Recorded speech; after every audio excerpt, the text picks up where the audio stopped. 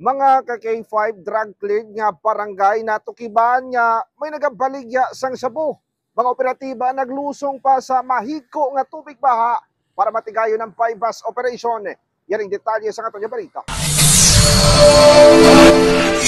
Ginubog na lang sa mga operatiba nga katapos ng Station Drug Enforcement Team 4. Ang mahigong at tubig baha agad matigayon ng drug bypass operation sa Zone 1 Barangay Cataling Banmolo pasado oras 7 sang gabi, Oktubre 30. Ang target sa operasyon amo ang isa ka pintor nga si alias Batok, 39 anyos, kag residente sa nasambit nga lugar. Sandig kay President Lloyd Pagulayan na Deputy Chief sa Police Station 4 na baklan si Batok sa isa ka plastic sa sige napatian sa gamit ang 500 pesos ka bypass money. Na-recover dugang sa iya posisyon ang apat na ka mga plastic sa sige ginapatian sa nagabugat sang 5 kagramo kag 34,000 pesos ang market value.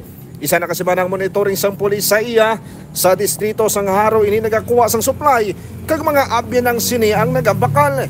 Yan kumpirma naman ni Barangay Kagawad Clark Catalane nga drug trade ang inang barangay apang nakibot na ng inisang nadakpa ng iya nga pumuluyo. Drama siya actually nagdako sa Barangay Katiling Bangkid. Kaso lang lawig man ang tineryad ata sa may Villa Anita.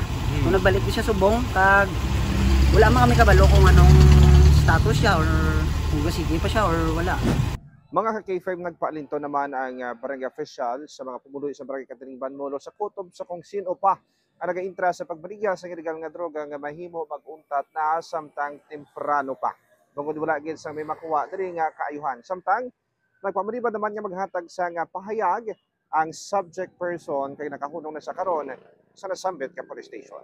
Ako naman sa K5 Aaron Refoyo para sa Kampiyon na Balita, Serbisyo Publiko kag Karingawan, Iloilo, K5 News FM. Balita ang ginadulong sa inyo sang DTX Coffee Mix. Himo sa natural nga sangkap pareho sang amarkuso, chia seeds, sugared cane extract powder. DTX Coffee Mix. Nakakapi ka na, naka-detox ka pa. DTX Coffee Mix. Mabakal sa mga butika.